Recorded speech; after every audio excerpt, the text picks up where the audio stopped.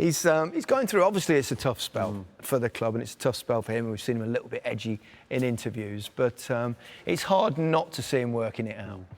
No, it's been unbelievable since he's arrived at Liverpool, what he's done for the football club, the recruitment, the style of play and what he's achieved there.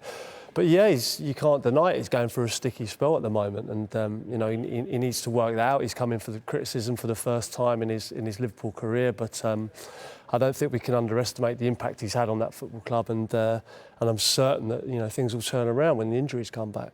I suppose the defeat against Leicester in many ways is a kind of a microcosm of the season, wasn't it? Some good bits, Salah doing his bit, but some awfully bad bits. It was, and I'd probably be least worried about that game, more so than the previous half doesn't. I mean, why? Burnley, Southampton, Newcastle, West Brom. Brighton, West Brom. I mean, I watched all of those games, and they were the worst group of games that I've seen played by a Liverpool team in a long, long time. Against Spurs, they were a lot better, and then against Leicester for an hour, they were very good. Yeah. The problem is when your confidence is low, it falls down like a pack of cards when one thing goes wrong. But that was a huge step forward against Leicester. And it sounds stupid, they got beat, and you know, it does sound stupid, but it was a huge step forward in terms of performance, their form and their performance, and the way they were creating a lot more. So, I mean, I think there's signs of the team coming back to life. Because, as I say, I wouldn't defend them. Those previous games were really worrying. Yeah. It's Champions League. It's like a fresh start, or does it not quite work like that? It does until the first whistle goes and someone misplaces a pass or they create a chance. Because confidence is so important. Because the confidence is so low, it needs one little thing to unnerve the whole team again. And they can say all they want in a training ground, yes, but it's about getting off on the right foot, on the right setting in the first early parts of the game. And then you have a chance to actually start building. But look at, you see the points per game since he's been there. It's the worst since in his first year, really. What, 3 years of high-octane football. Is there a possibility that they're slightly burnt out with it?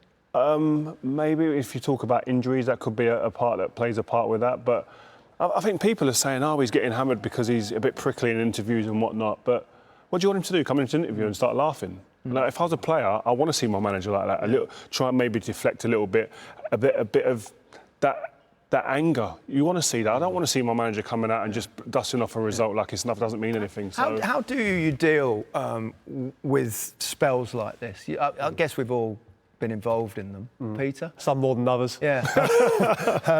No, it's difficult. I mean, what I used to think when we go through a sticky spell, personally or team-wise, a new competition helped. I think going away with England or playing in the FA Cup or, as it is tonight, the Champions League, you treat it as like a fresh challenge and you know, you're having a difficult time in the league. You can play in the Champions League, go and enjoy it. It's something fresh, it's something different, it's a new stadium, it's away, it's a new team. And I think if Liverpool treat it like that, you know, it certainly helped them. Dressing rooms are different when it's not going well.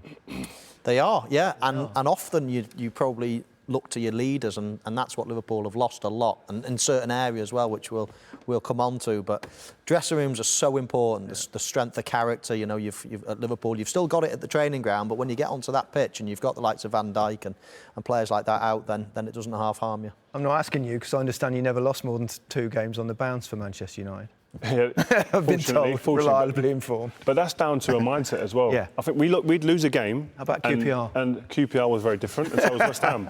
But I mean, at Man United, and that's what I mean. Liverpool are in that mode now where they were winning a lot of stuff recently. But you lose a game, and the culture at the club was you don't lose 2 on the spin. You do not lose 2 on the spin. Listen, we're not Houdini, and you can write the script, but that's a mindset that you go into the game that everyone's in tune to actually.